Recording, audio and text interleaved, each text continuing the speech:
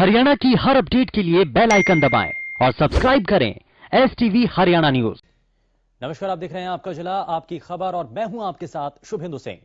कृषि कानूनों के विरोध में रोज 11 किसान उपवास कर रहे हैं और अब महिला किसानों ने भी मोर्चा संभाल लिया है। उपवास का ऐलान किया और महिला किसानों का इस दौरान कहना है कि 11 महिलाएं 24 घंटे उपवास पर रहेंगी, तो वहीं किसानों ने 25 से 27 दिसंबर तक टोल फ्री करवाने का ऐलान किया है। किसानों ने सभी टोल प्लाजा के हिसाब से अपनी तैनाती लगाई। किसानों ने साफ कहा कि वो 27 दिसंबर को होने वाले प्रधानमंत्री के मन की बात पर ताली और थाली बजाकर विरोध करेंगे। अगर सरकार कृषि कानूनों पर अड़ने को तैयार है तो किसान भी अड़े रहने को तैयार हैं।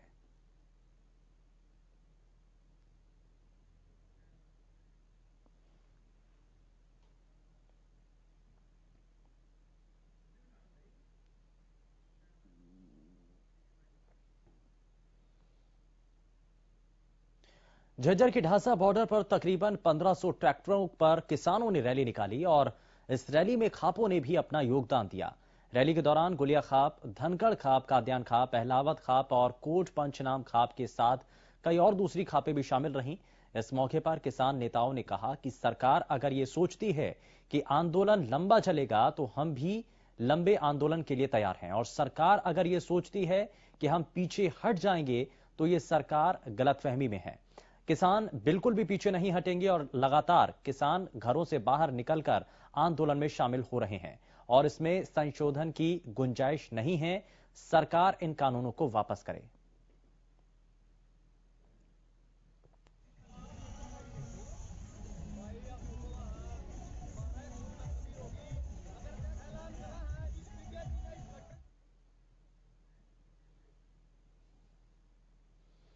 किसान आंदोलन पर ठंड का भी कोई प्रभाव नजर नहीं आ रहा है। तीनों कानूनों को वापस लेने के लिए किसान आंदोलन कर रहे हैं। आंदोलन को लेकर दिन प्रतिदिन लोगों में जोश बढ़ रहा है। पाबड़ा गांव से पहले भी कई किसान दिल्ली पहुंच चुके हैं। वहीं गुरुवार को गांव की सरपंच अंशु के नेतृत्व में महिलाओं का जत्था दिल्ली के लिए रवाना हुआ। सरपंच ने किसान आंदोलन में सहयोग देने की बात कही। किसानों ने कहा कि जब तक उनकी मांगे नहीं मानी जाएंगी तब तक उनका आंदोलन जारी रहेगा। एक तरफ सर्दी अपने सितम पर है, वहीं किसानों का आंदोलन बड़ी गर्माहट के साथ आगे बढ़ रहा है।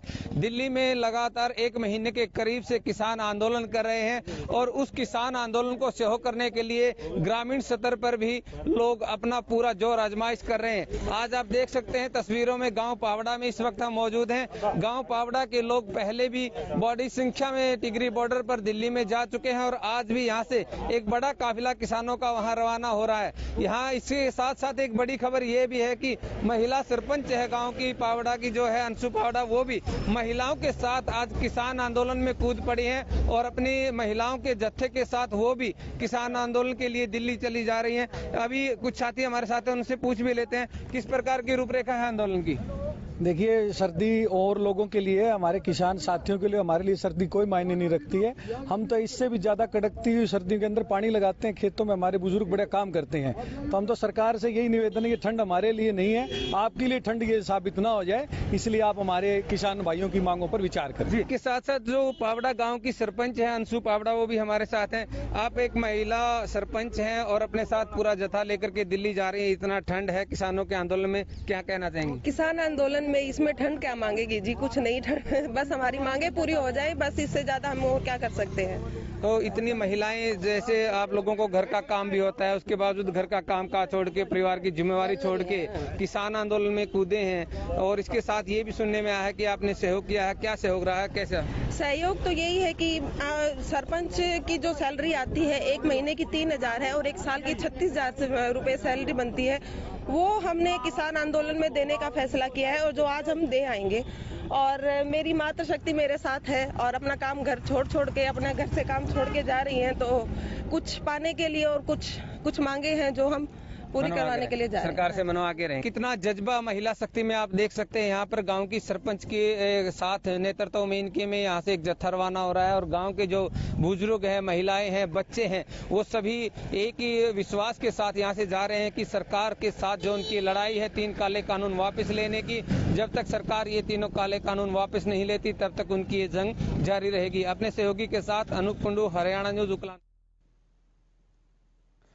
सिरसा के वार्ड नंबर 29 में नगर परिषद उपचुनाव को लेकर तैयारियां तेज हैं, जिसको लेकर बुधवार को हरियाणा लोकहित पार्टी के वरिष्ठ उपाध्यक्ष गोविंद कांडा ने डोर टू डोर जनसंपर्क अभियान की शुरुआत की।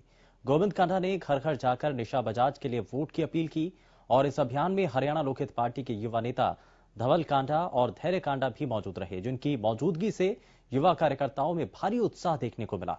इस मौके पर पत्रकारों से बातचीत करते हुए गोविंद कांडा ने कहा कि पिछले 4 साल में नगर के विकास को लेकर कोई काम नहीं हुआ। उन्होंने कहा कि नगर के विकास में किसने रुकावट पैदा की, किसी को बताने की जरूरत नहीं है, सब जानते हैं। 15 पार्षद वाले भी स्थानीय प्रधान नहीं बना सके क्योंकि उन्हें नगर के विकास कोई चिंता ही नहीं थी। उन्होंने कहा कि लोग जानते हैं कि नगर का विकास विधायक गोपाल कांडा ही करवा सकते हैं क्योंकि उन्होंने विकास करवाया है। गोविंद कांडा ने कहा कि इस वार्ड से निशा बजाज की जीत नगर परिषद का प्रधान और नगर का विकास तय करेंगी। डोर टू डोर प्रचार से चुनावी हवा बदली हुई है और माहौल एक तरफा नजर आ रहा है।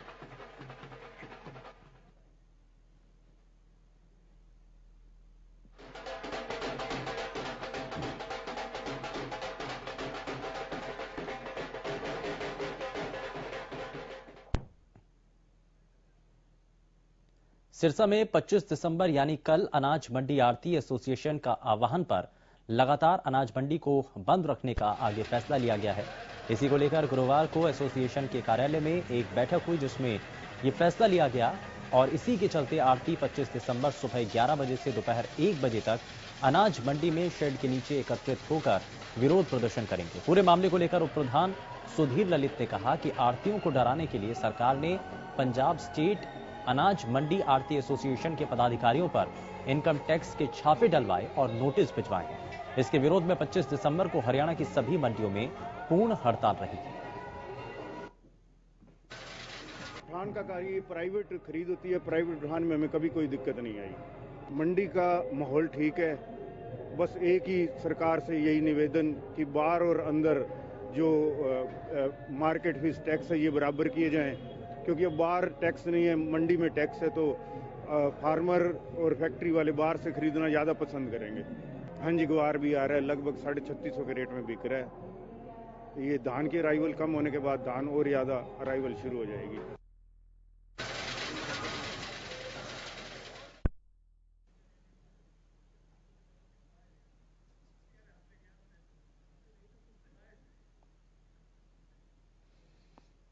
हरियाणा सरकार ने गांव में बिजली बिलों पर 2% पंचायत टैक्स लगाने का फैसला लिया और जिससे अब गांव में बिजली 2% महंगी हो जाएगी। सरकार ने तर्क दिया है ये पंचायती टैक्स है, इससे पंचायतों को फंड मिलेगा। पंचायतें अपनी इच्छा से गांव का विकास करवाएंगी। सरकार के फैसले पर ग्रामीणों ने कहा कि सरकार दिल्ली में चल रहे किसान आंदोलन से ध्यान भटकाना चाहती है।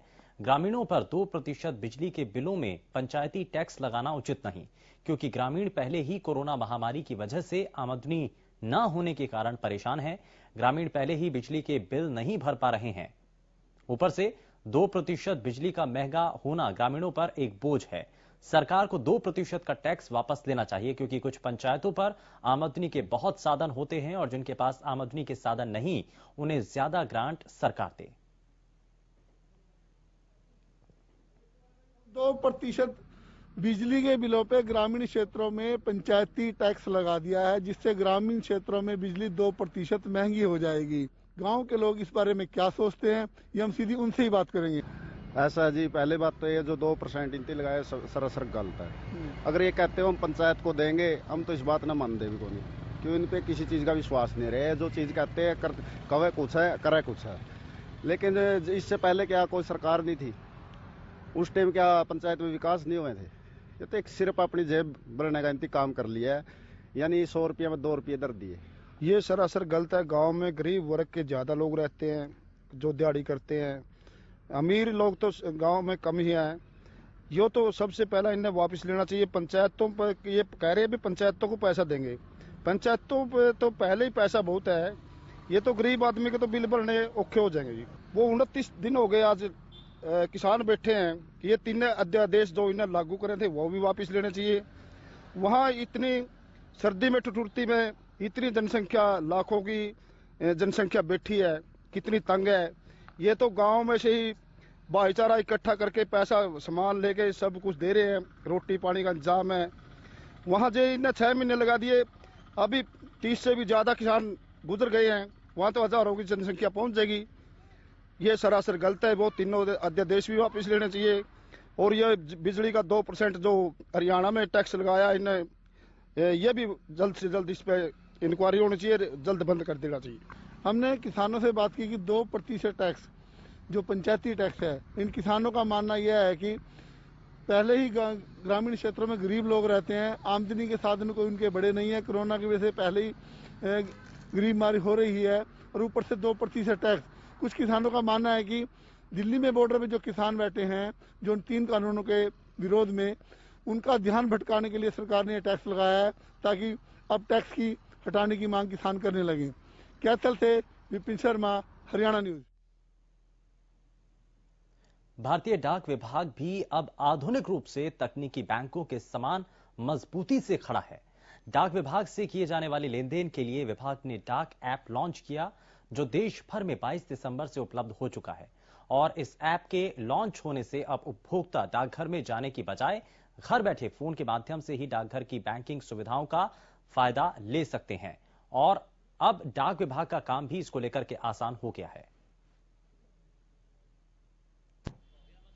भारतीय डाक विभाग ने 22/12/2020 को डाक पे ऐप का लॉन्च की है। इसके द्वारा ग्राहक घर बैठे बैंकिंग सेवाओं का लाभ ले पाएंगे। इसके द्वारा डाक विभाग की इस ऐप के जरिए गूगल पे,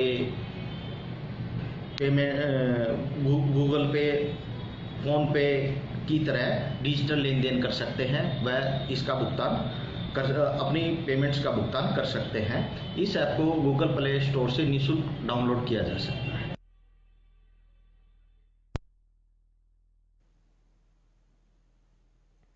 और सरकार ने सभी विभागों का रिकॉर्ड ऑनलाइन करने की प्रक्रिया शुरू कर दी है। इसके तहत सिरसा में सहकारी समितियों के सभी रिकॉर्ड ऑनलाइन करने के लिए सरकार ने 31 दिसंबर तक डाटा फीड करने का लक्ष्य रखा। सिरसा में गृह निर्माण और ग्रुप हाउसिंग समिति के अंतर्गत कुल 21 समितियां पंजीकृत हैं, जिसमें से 15 समितियों के ऑनलाइन डाटा फीड करने की प्रक्रिया पूरी हो चुकी है। बाकी बची समितियों के ऑनलाइन डाटा फीड करने का काम युद्ध स्तर पर किया जा रहा है। सहायक रजिस्ट्रार सहकारी समितियां सिरसा कार्यालय के निरीक्षक संजय मुखी ने बताया कि हरियाणा सरकार ने ई कार्यालय स्थापित करने की दिशा में सभी समितियों के डाटा ऑनलाइन फीड करने के लिए 31 दिसंबर तक का लक्ष्य रखा है। में हाउस बिल्डिंग और ग्रुप हाउसिंग टोटल 21 समितियां हैं, जिनमें से 15 समितियों का डाटा ऑनलाइन कंप्लीट फीड किया जा चुका है। 5-6 जो समितियां रहती है उनका 31 दिसंबर तक हर हालत में कंप्लीट करने का सरकार ने टारगेट दिया गया और हमें उम्मीद है अभी हम इस टारगेट को पूरा कर देंगे। इससे क्या फायदा होगा ऑनलाइन डाटा? इससे फायदा होगा, सरकार की पॉलिसी है कि ई ऑफिस चला रही है। ई ऑफिस में पब्लिक को भी फायदा होगा, कर्मचारियों को भी फायदा होगा, सरकार को भी फायदा होगा। हर फाइल ऑनलाइन आएगी, ऑनलाइन ही जाएगी। पेपरलेस का बड़ा फायदा, पेपर नहीं जरूरत पड़ेगी इसमें। तो 30 दिसंबर 2020 तक का टारगेट है और हम इसको पूरा करने की अपनी तरफ से पुरजोर कोशिश कर रहे हैं। पुलिस ने देशद्रोह के आरोप में सोनीपत के एक युवक को गिरफ्तार किया। आरोपी विकास मोहम्मद गुरपतवंत पन्नू के लिए काम करता है और पन्नू सिख फॉर जस्टिस संगठन के लिए काम करता है। गुरपतवंत पन्नू कनाडा में रहकर आतंकवादी संगठन चला रहा है। माना जा रहा है कि पुलिस गुरपतवंत पन्नू को गिरफ्तार कर सकती है और आरोपी विकास मोहम्मद इंटरैक्टिव वॉइस की रिकॉर्डिंग को अलग फोन पर भेजने का काम करता था। विकास 12वीं पास है और पाकिस्तान के कराची की एक लड़की से इसकी शादी भी हुई है।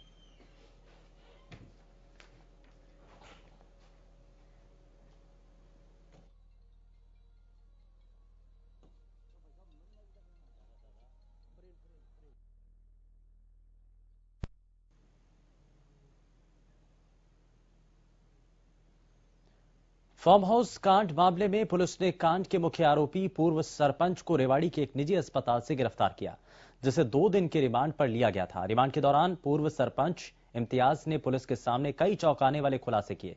वहीं पूर्व सरपंच ने उन लोगों के नाम भी बताए जिन्होंने फार्म हाउस में करोड़ों रुपए की लग्जरी गाड़ियों को ही नहीं तोड़ा, बल्कि गाड़ियों से कीमती सामान को भी लूट कर ले गए। इतना ही नहीं, आरोपियों ने फार्म हाउस मालकिन साक्षी बहल और उनकी बेटी प्रियंका के साथ मारपीट करते हुए करीब 1.5 दर्जन लोगों को गंभीर रूप से घायल कर दिया था।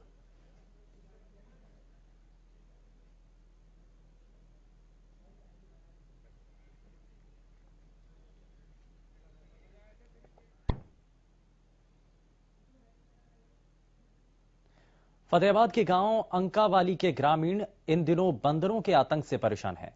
भारी संख्या में पहुंचे बंदरों ने गांव में आतंक मचाया हुआ है। ये बंदर बुजुर्गों, महिलाओं और बच्चों को अपना ज्यादा शिकार बनाते हैं।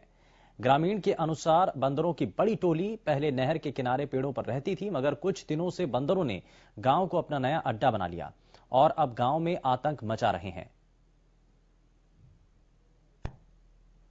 गांव में बंदरों ने 1.5 महीने से पूरा आतंक फैलाया हुआ है। लगभग 1.5 दर्जन बच्चों को और 8-10 औरतों को खा चुके हैं। सभी गांव में पूरा आतंक फैलाया हुआ है। गांव में ये बच्चों और औरतों पर ज्यादा हमला करते हैं। आदमी पीछे भागते हैं तो रास्ते में औरत मिलती है, उसको खा जाते हैं। खेतों में, गांव में, गलियों में औरतों और बच्चों पर पूरा हमला। गांव में बंदरों की बहुत बड़ी प्रॉब्लम है जी। ये जो नहर के ऊपर थे पहले बंदर, अब उनको खाना खुना नहीं मिलता तो उधर गाँव में आ जाते हैं। बहुत उत्पात मचाया हुआ है। बच्चों को काट लिया है, कुछ जनानियों को भी काट लिया है और उनके पीछे पड़ जाते हैं जी बंदों के और के, तो घर से निकलना मुश्किल हुआ पड़ा है। अब घर में अगर बच्चे खेल रहे हों, ऊपर से आ जाते हैं, मारते हैं, उनको काट लेते हैं। करनाल पुलिस को बड़ी कामयाबी मिली। पुलिस ने हत्या, लूट जैसी वारदातों को अंजाम देने वाले आरोपियों को गिरफ्तार किया है। पुलिस की टीम ने सबसे पहले संदीप उर्फ सोनू को शामली से गिरफ्तार किया। उसके बाद पुलिस ने 2 अन्य आरोपियों को 23 तारीख को गिरफ्तार किया। पुलिस ने जांच के दौरान यह पाया कि इन आरोपियों को किसी मुखबिर द्वारा महत्वपूर्ण सूचना उपलब्ध कराई जाती थी, जिसके बाद इनके द्वारा उस जगह की रेकी करके हथियारों के बल पर वारदात को अंजाम दिया जाता था। जांच के दौरान यह भी सामने आया कि आरोपियों में सोनू, राहुल और प्रकाश का पूर्व आपराधिक इतिहास भी रहा है।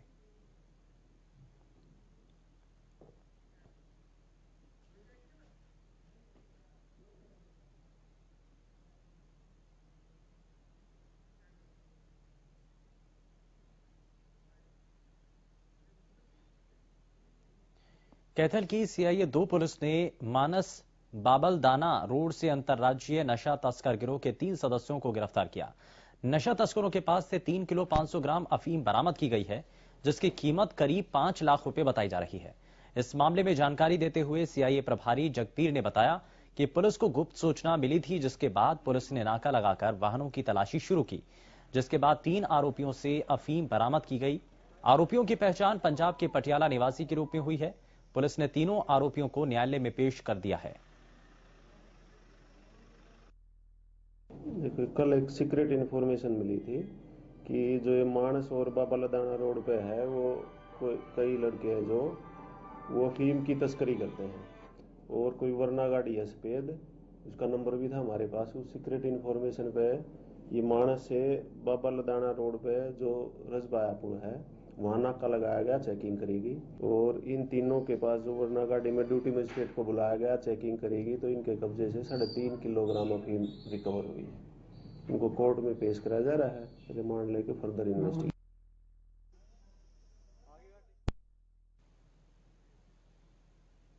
फरीदाबाद के सेक्टर 7 में रहने वाले एक परिवार की ही 2 महिलाओं के बीच मारपीट का मामला सामने आया। पीड़ित महिला ने बताया कि उसकी जेठानी का परिवार घर की दूसरी मंजिल पर रहता है, जिस दौरान उनके साथ कहासुनी हुई है।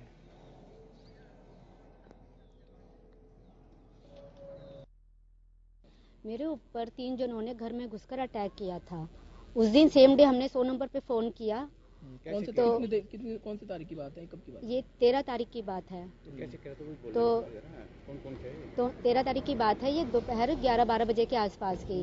विजय गर्ग, शुभम गर्ग और पूनम गर्ग, इन तीनों ने मेरे घर पे आके मेरे पे अटैक करा और मेरा फोन लेके भाग गए। कौन लोग हैं ये मेरे जेठ, जेठानी और उनका लड़का। और मेरे साथ इन्होंने खूब मारपीट करी, मुझे लहू लुहान कर दिया, मेरे कपड़े तक फाड़ दिए। 10 बजे अपने हस्बैंड के साथ चौकी में आई। मैं इनकी कार्रवाई से नाखुश हूँ। यहाँ पर जब मैं आई, इन्होंने बोला कि मैडम चोट तो उनके भी आई है, चोट आपके भी आई है। इतनी चोट में कुछ नहीं होता जब तक हाथ पैर नहीं टूटते। मैं अब जो भी मेरे साथ हुआ है उसके लिए मैं कार्रवाई करना चाहती हूँ कि भी मैं घर में सेफ नहीं हूँ। किस तरह का एक्शन चाहिए? बस जो भी उचित कार्रवाई हो।